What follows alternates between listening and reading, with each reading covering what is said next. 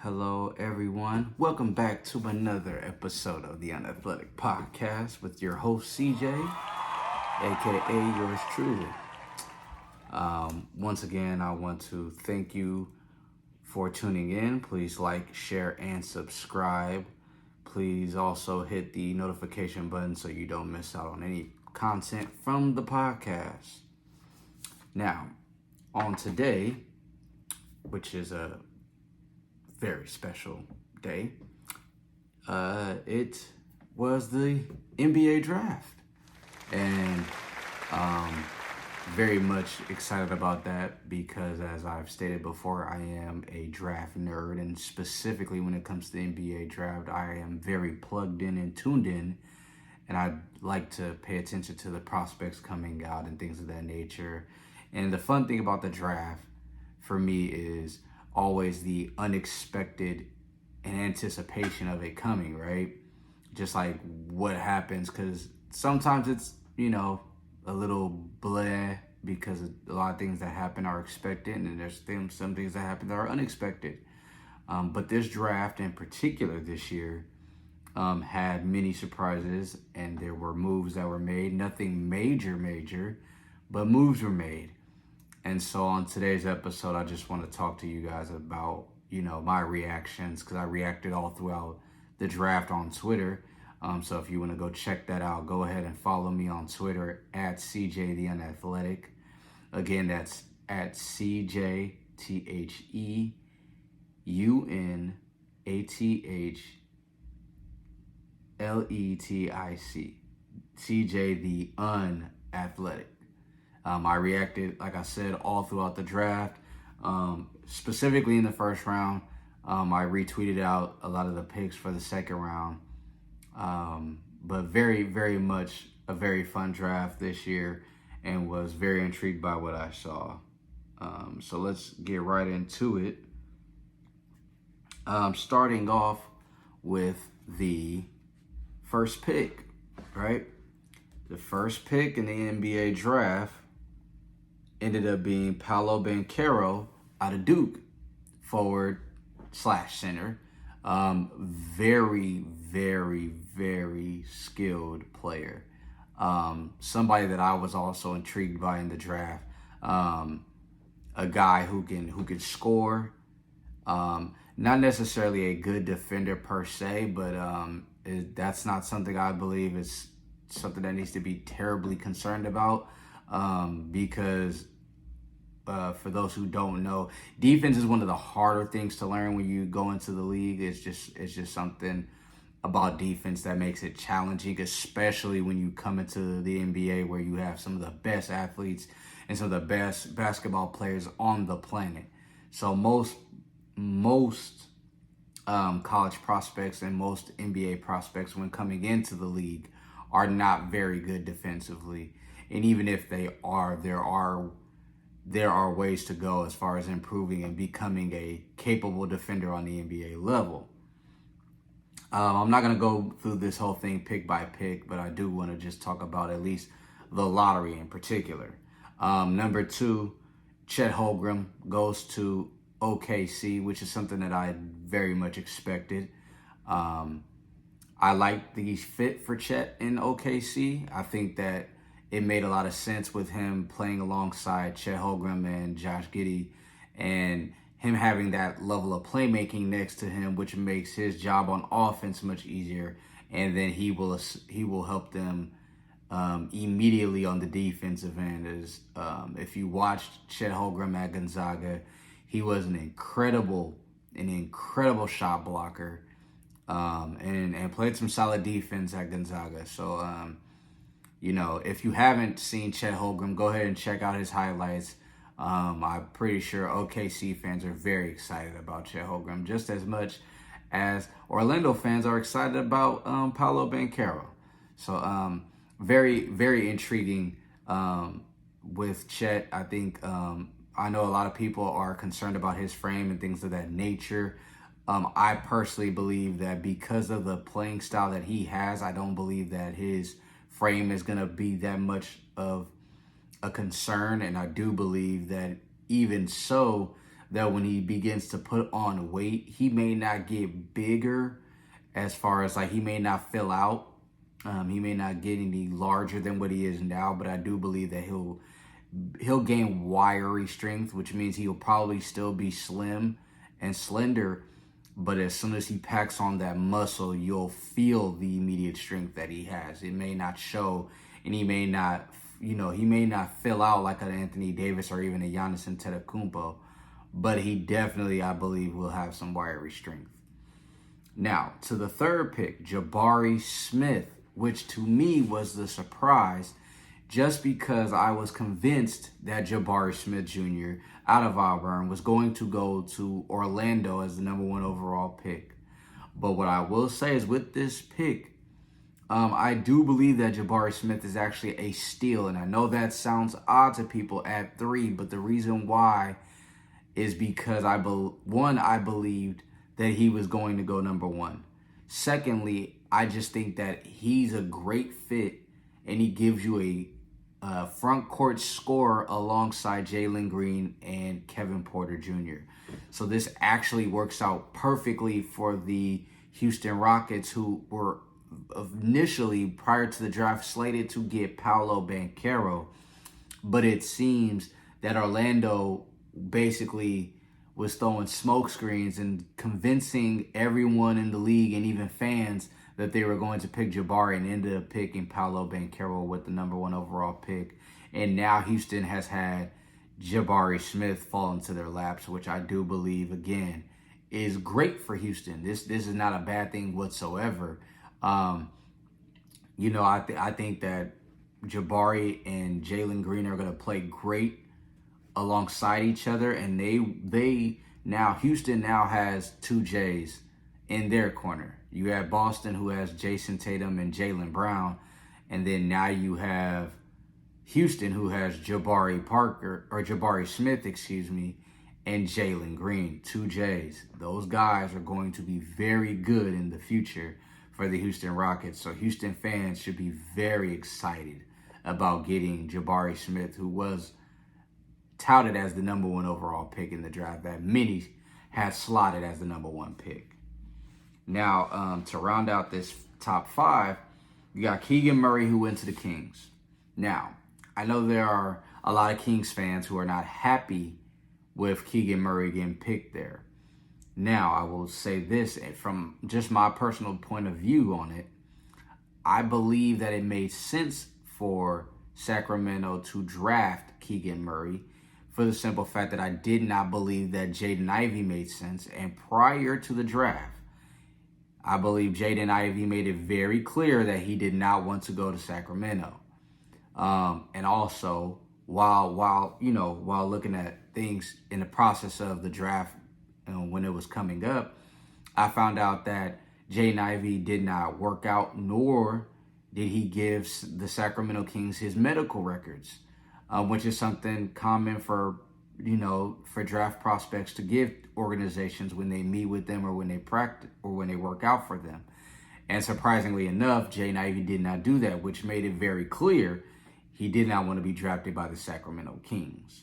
Now, as far as Keegan Murray is concerned, Keegan Murray, the good thing about him and the reason why I actually like this pick for Sacramento is because he already has an established offensive skill set. He's a bona fide scorer. If you watch his tape from Iowa, Keegan Murray is a bucket. The guy just knows how to put the ball in the basket. He can attack the rim. He knows how to pull up. He can shoot from the perimeter. Very skilled guy. And I believe the Kings went with that for the simple fact that, again, Jaden Ivey not wanting to be a Sacramento King, and also the fact that Keegan Murray, they know what they're getting with him, I believe. And I think that is why they chose to draft him instead. And then there are rumors that the Sacramento Kings have Harrison Barnes on the open market. So it makes sense to bring in Keegan Murray to replace a Harrison Barnes, although I do understand why Kings fans are confused, because it has been reported that the Kings prior to the draft wanted to have basically a win now situation, and that's what mode they're in, is win now, which means that you would think that they were trying to trade the pick. I believe they attempted to, but they probably didn't find a deal that was worth giving away the 4th pick. So they probably decided to just draft there, like many teams probably did that tried to move in up, down, or out of the draft. But again, I think that for Kings fans, just relax. I believe that Keegan Murray is going to end up being a good pick for the Sacramento Kings. Now, number 5, the Detroit Pistons select Jaden Ivey. Man. And, Jaden Ivey, very, very highly touted player coming out of the draft. There were draft experts who actually believe that he's the best player out of this draft, or at least will end up being the best player in this draft when it's all said and done, maybe 5-10 years from now, right? Now, I will say this. I love this pick for the simple fact that I believe that Jaden Ivey, with his athleticism and his explosiveness, fits perfectly alongside Cade Cunningham, who's very skilled, and he's a guy who you can't speed up. He plays a very deliberate game, if I can use that word.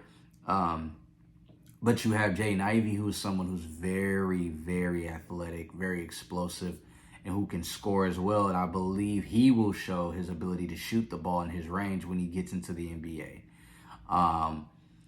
Now, from my point of view, just from reading off that top 5 and then looking at the rest of this draft, let me give you guys my winners and losers in this draft. Off top, number 1, the Detroit Pistons absolutely nailed this draft. I'm going to read off to you who all they drafted, and then I'm going to give you my reasons as to why I love what they did in this draft and why I think they won this draft. So again, with their number 5 overall pick, their first pick in the draft, they select Jaden Ivey, right? Now, we'll go down to the 13th pick, which was the Hornets pick, but they traded it to Detroit in a 3-team deal.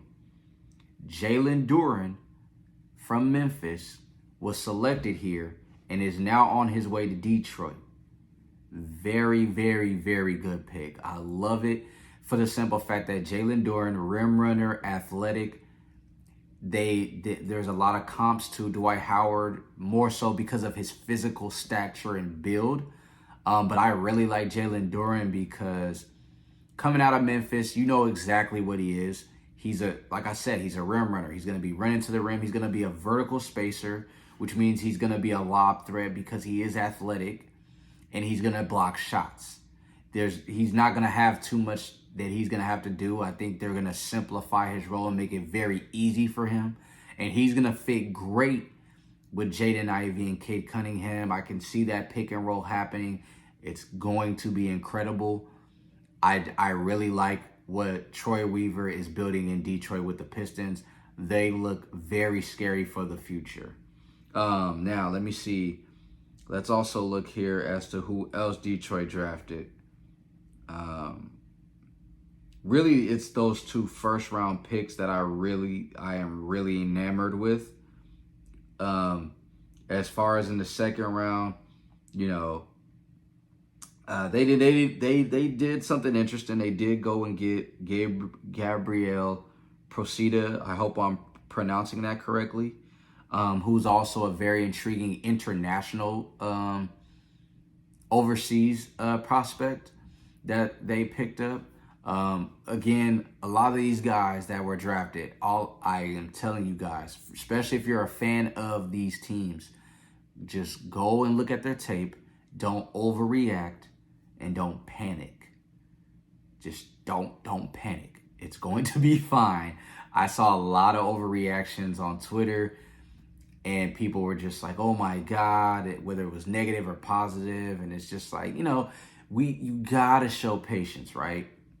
Because let me just kind of divert real quick here. When it comes to drafting, I've said this before, drafting is an art, not a science, which means it's not very exact. You're not going to get the perfect player every single time. These teams, what you have to do is when these teams draft these guys, what they believe, at least from my point of view, let me say that, because I don't know this to be as a matter of fact.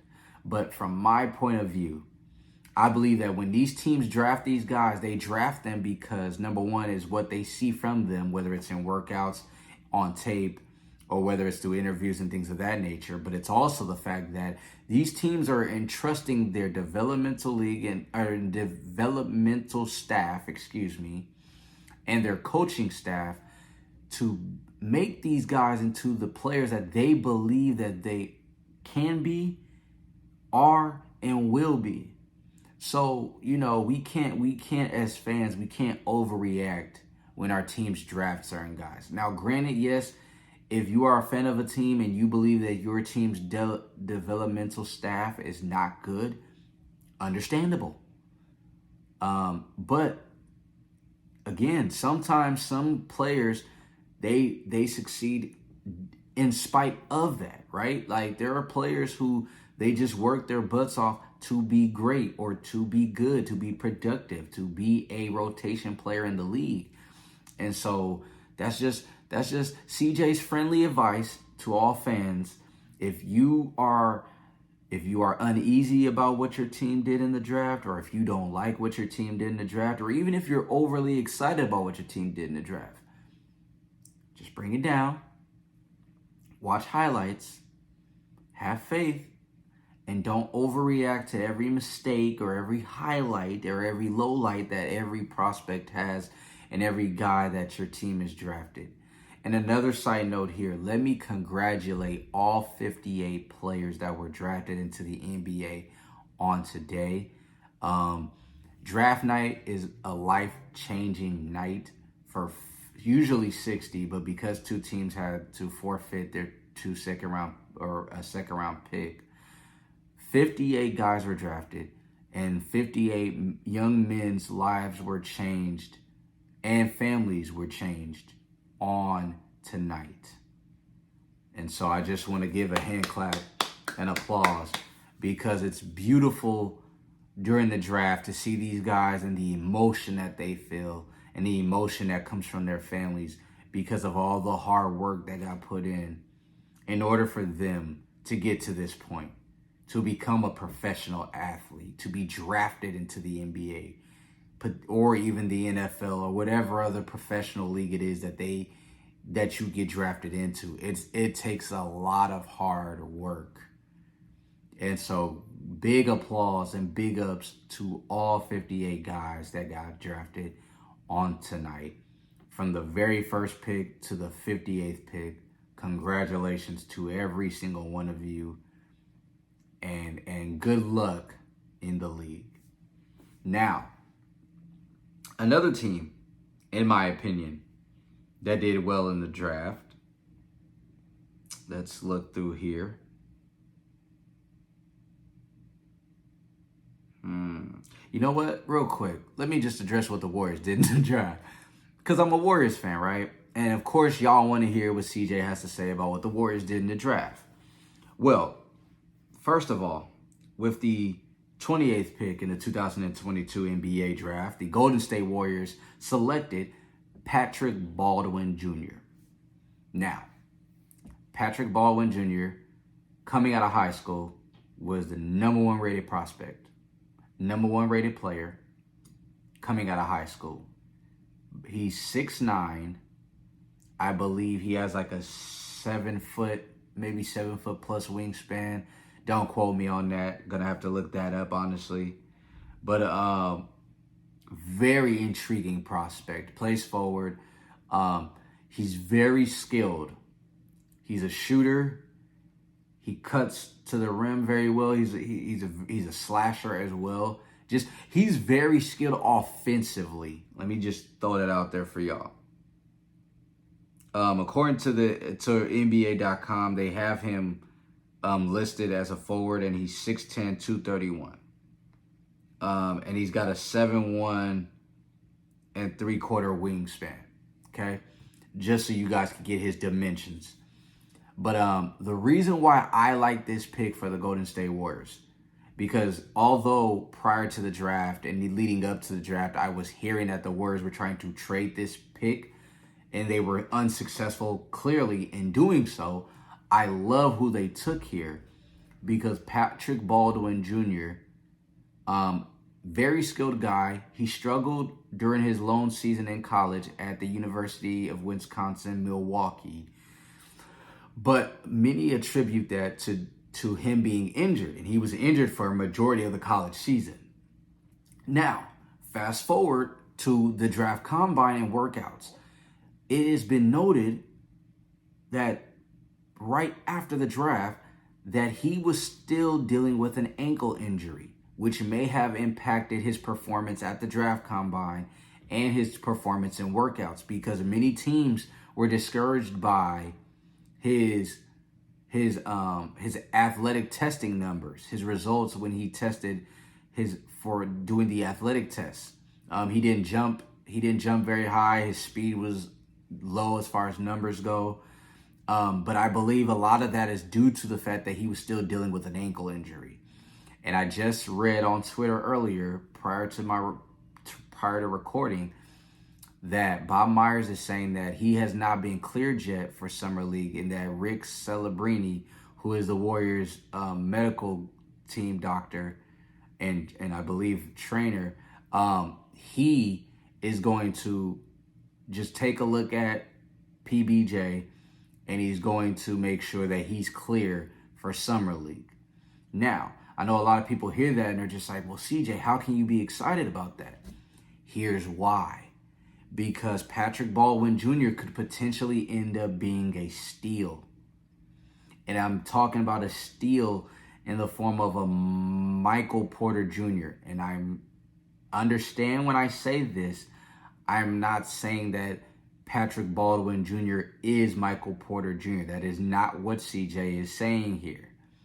What I am saying, though, is that I believe that with his time getting developed more in the G League and with him getting healthier, you are going to see why he was the number one rated guy coming out of high school, why he was so highly touted going into college, why he was slotted to be the number one overall pick in this draft prior to the college season.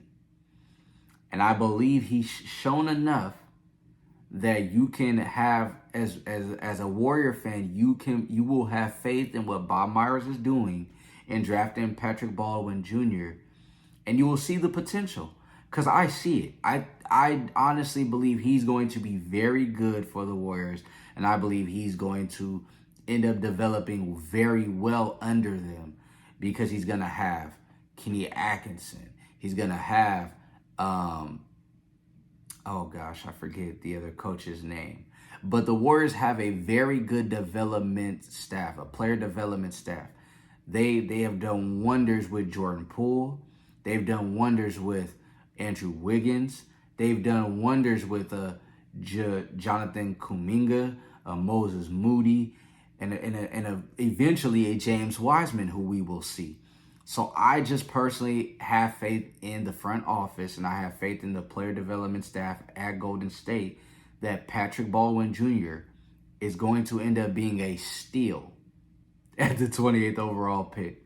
Now, for the other guy that the Warriors selected, who they actually traded up for to get in the second round of the draft at 44, in the second round of the 2022 NBA draft, the Golden State Warriors selected Ryan Rollins.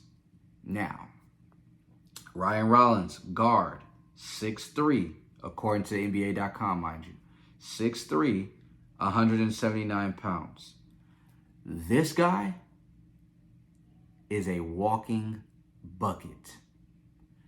Go on YouTube and look at the highlights for Ryan Rollins, and I promise you will see what I'm talking about. This guy can absolutely fill it up. He can score. He's very good. He can get to the rim. He can shoot the ball from 3, mid-range. He is a gunner. The boy can ball, and I really like him. And the thing is, too, is that if you've paid attention prior to the draft and leading up to the draft, and you see when reporters and beat writers are talking about guys who've had workouts with teams and things of that nature, like a lot of teams really liked Ryan Rollins. He was doing very well in workouts. He did very well in the combine. Did very well in combine games where they did the 5-on-5 games. He performed very well. And a lot of teams thought that he might be a borderline first-round pick. Unfortunately for him, he ended up staying in the second round. And the Warriors traded up, I believe, from 51 up to 44 and were able to select Ryan Rollins, which surprised me only because I wasn't expecting the Warriors to even be trying to trade up in the draft. But surprisingly, they did in the second round. And they traded with the Atlanta Hawks to get Ryan Rollins. So again, the Warriors chose two guys that were, number one, Patrick Baldwin Jr., who I believe will end up being a steal, and Ryan Rollins, who many noted as a sleeper, but is a guy that many scouts and many people were very intrigued by and really liked. And so I'm very excited to see how this works out. And I am very excited to see them in Summer League alongside Moses Moody, Jonathan Kuminga, and James Wiseman. So when I tell you, I really liked what I saw from the Warriors and what they did in this draft. Their last pick, which I believe was at 55, is Gui Santos. Which looks like, from according to NBA.com, is going to get traded to Milwaukee. So I'm not sure about that. But if that is true, it's fine, because at the end of the day, the Warriors were not going to use all three picks anyway. I'm pretty sure their plan was not to utilize all three picks. If anything, their plan was to do a draft and stash with at least one, if not two. And so I was honestly surprised that they used two of their picks, but I'm not mad at who they selected, and I'm glad that they did, because now, like I said, they have Patrick Baldwin Jr. and they have Ryan Rollins, two guys who I believe will be impact players in the future for the Golden State Warriors. It will not be this season, because they're going to have to, they want to utilize Moses Moody and Jonathan Kuminga, and then also give James Wiseman some minutes in the rotation. So I don't believe that Patrick Baldwin Jr. and Ryan Rollins are going to get a lot of time in the NBA. If anything, we're going to see a lot of them in Santa Cruz on the G League team. But Warrior fans, be very excited. Go check out those highlights on YouTube, and I promise you are going to thank me. And you're going to say, you know what? CJ was right. These guys look good. And I'm going to trust in Bob Myers and the player development staff at Golden State to make these guys some ballers. Now, for some surprises in this draft, the biggest surprise for me, number one, was at 12, when the Oklahoma City Thunder drafted Jalen Williams from Santa Clara, because there were two Jalen Williams that were drafted in this draft, and they both, ironically enough, ended up going to the Oklahoma City Thunder. But the one that was a surprise to me, again, was Jalen Williams from Santa Clara, who's a wing, very good shooter, very skilled, very long wingspan, projects to most likely be a 3-and-D type of player. I was hearing a lot of good things about him leading up to the draft through workouts and things of that nature. And then he performed very well when he was in game, when he played 5-on-5 during the draft combine as well. And so I was expecting him to make a rise in the draft, but I was not expecting him to go late lottery. That shocked me. Not a bad pick for OKC though, because OKC again they're in a situation where they're developing a lot of guys. So I think that for Oklahoma City in particular, this works out well, because every guy who's drafted by OKC has the luxury of not being under pressure to produce right away, because they're all about trying to develop their guys. and they're not trying to win right now. They're just really not. So I think that worked out great. OKC also drafted Chet Holmgren, like I mentioned earlier. I'm trying to see here who else they drafted that intrigued me. They also did draft, actually, Ousmane Dieng, who originally was drafted by the Knicks, but was actually ended up getting traded to Oklahoma City Thunder, which was very interesting as well, just for the simple fact that Ousmane Dieng, I hope I'm saying his name right, is someone who teams were scouts were kind of up and down about. There were some who thought that he was going to be very good and go very early into the lottery. And then there were some who feel like he's a bit of a project still, and he still has a ways to go. There were some who were concerned about his frame because he is slender. But I think that he gets put in the perfect situation, once again, in OKC. He's going to get time to develop. He's not going to have to produce right away. He's not going to have to help them win right away. He's going to have the opportunity to develop his game and to grow and not to feel pressure from the fan base or the organization to be great right away, which is beautiful. Okay? Now, some other interesting picks in this first round of the draft. Ty Washington. I was actually surprised that he dropped as much as he did in this draft. I was not expecting him to drop this low in the first round.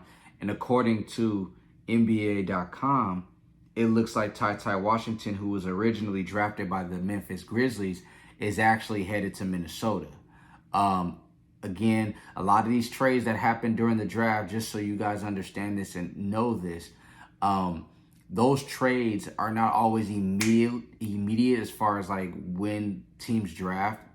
But it's probably going to get all fleshed out and settled by next week. And we're going to see a lot of these guys get moved around. And the guys that you thought were drafted by the teams that were announced in the broadcast are not the teams that they're actually going to be going to. Just so we're clear. Because again, with the first pick that got traded was the 11th overall pick with the Knicks. Ousmane Dieng is not headed to New York. He's actually going to OKC. He got traded there. Another guy who got traded and isn't necessarily going straight to the Hornets, which is who he was originally drafted by, is Jalen Duren, who's actually headed to Detroit in a 3-team trade. Okay, so just explaining that. Teams who did some sensible moves in the drafts, in my opinion. I like what Cleveland did, drafting Ochai Agbaji at 14 overall. Another guy who's projected to be a 3-and-D wing, athletic. It makes sense when you put him alongside Darius Garland. Potentially, Cleveland may lose Colin Sexton in free agency. We don't know yet. We have to wait until free agency begins in July. But if that happens to be a possibility, I like Ochai Agbaji next to Isaac Okoro. And with all the guys that Cleveland has on their roster, it just fits. And it makes sense to me. And I really like Ochai Agbaji in Cleveland. I think he's going to fit very well with that team and their system. And he's going to thrive there. Another pick that I really enjoyed that was made during the draft was also the Bulls drafting Dalen Terry out of Arizona. Now, as a Warrior fan and as a draft nerd, somebody who really liked Dalen Terry, and I like what I saw from him being a larger size guard. I believe he's about 6'7". Let me double check that here. 6'7". Really liked him because I figured that if the Warriors were able to draft him, they would utilize him a lot like a Sean Livingston, big guard, being able to guard multiple positions. And the plus is with Dalen Terry is that he's athletic as well, so you could take advantage of that. And then also the fact that he'd be able to play off of a Jordan Poole and Wiseman and others. I really like that move, but I will tell you this, Bulls fans should be very excited because if you look at what they did last season with Ayo Dosunmu, who played very well and looked great for Chicago. Dalen Terry, I promise you, will be the very exact same thing. You're going to get the same exact results. I believe he is going to be very good for Chicago, and I am very jealous that they got him and they drafted him before the Warriors had the chance to. Now, another guy that I was intrigued by in the draft. Let's go second round. I'm gonna go second round here. One guy that I liked that was drafted was Christian Kolokolo. Very interesting pick for the Raptors here. And this was the Raptors' first pick of the draft. At 33 overall in the second round of the draft, they selected Christian Kolokolo. Reason why I like this pick is because Christian Kolokolo absolutely is going to be just purely a rim runner, lob threat, vertical spacer, and a shot blocker. If you go check out his tape when he was at Arizona, that is literally all you're going to see. The dude he was the biggest guy on the floor, run the rim. They throw the ball up to him. He's catching it, slamming it down. He's grabbing rebounds. He's blocking shots. He's blocking them out of bounds. He's keeping them in bounds. Guy's just a baller. I really like him. I think he's going to fit great with Toronto. And Toronto's one of those organizations that does also have a great player development staff there. So I believe that Christian Kolokolo is going to be looking very good as a selection for the Toronto Raptors. Another team, or let me actually mention another player.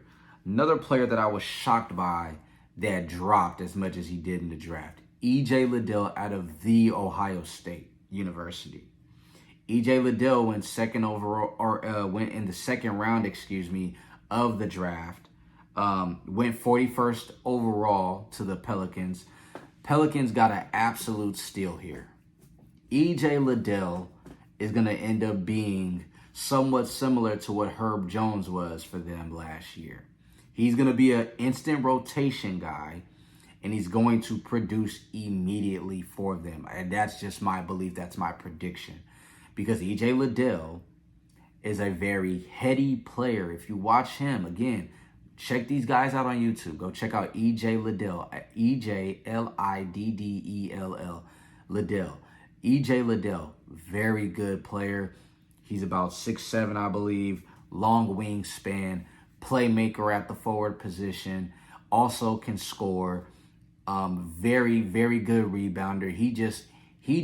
He is productive on the floor. Like, he is going to be at the right place at the right time. I think he's a high IQ basketball guy. He's going to produce, and he's going to give New Orleans exactly what they need on the floor. Just a very good pick in my opinion. Very strong, tough guy, and I like him for New Orleans. I think that was a great pick by New Orleans. Let me look again. Let me look through here. Let me even give some love to some of these overseas prospects that I've noticed that I really like. This one actually surprised me. Was Nikola Jovic, not Jokic, Nikola Jovic, who was selected 27 overall in the first round by the Miami Heat. Very intriguing. Why? Because me personally, I wasn't expecting Miami to go for an overseas prospect. I actually was expecting them to go for kind of what they normally go for. I expected them to go for somebody who may have been more of a blue-collar kind of player, somebody who's kind of already ready-made, I guess, because Nikola Jovic is a bit of a project just from what I've seen. He's going to be very good in this league, and I do believe that, but I was just expecting them to draft someone along the lines of maybe let me look here and see who. I expected them to draft more of a Wendell Moore, maybe even I'm looking at guys who are after this, maybe even a E.J. Liddell. Like, I expected them to draft guys who are kind of ready-made already, maybe more high IQ guys who they can just bring in and it would fit their culture. And again, that is not to say that Nikola Jovic doesn't fit Miami's culture. He's just not what I am used to seeing Miami draft in their recent history. If you look at a lot of the guys they've drafted, it doesn't line up with what they normally do. But I really do like this draft. I like what a lot of teams did. Not too many teams did anything that I wasn't impressed by or that I didn't think made sense. A very reasonable draft for the most part. It definitely did not go as many expected. Again, Paolo Banchero going number 1 overall when it was very much reported and expected to be Jabari Smith Jr. But again, nothing wrong with it. And again, I want to just say congratulations and welcome to the NBA to all 58 players who were selected on today, and to the undrafted players as well. Let me just say this really fast before we close. Congratulations to you all as well, because whether you know it or not as a fan, it's not always about getting drafted. It is sometimes the guys who go undrafted who end up being key cogs in the system of a championship team. I mean, there are plenty of examples of it. Guys who went undrafted and who actually were very vital for team successes in the playoffs and in championship runs. So shout out to every guy who went undrafted. Congratulations, because I know many of them were signed post-draft as well. So congratulations to everyone on tonight. Whether you were drafted or not, you put in the hard work and you are here now, and you are now a part of the NBA family. Now, I just want to say thank you all once again for tuning in to this week's episode of the UNathletic Podcast. Once again, please like, share, and subscribe. Also, hit the notification button so you don't miss out on any content from the podcast. And once again, please follow me on Twitter and Instagram at CJ the Unathletic. Again, that's CJ the Unathletic, CJ TheUnathletic.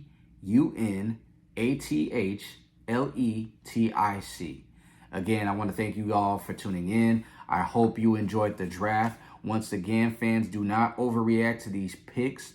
Just watch the tape, trust in your front office, trust your player development staff, and you will be just fine. And then also keep in mind that we still have free agency.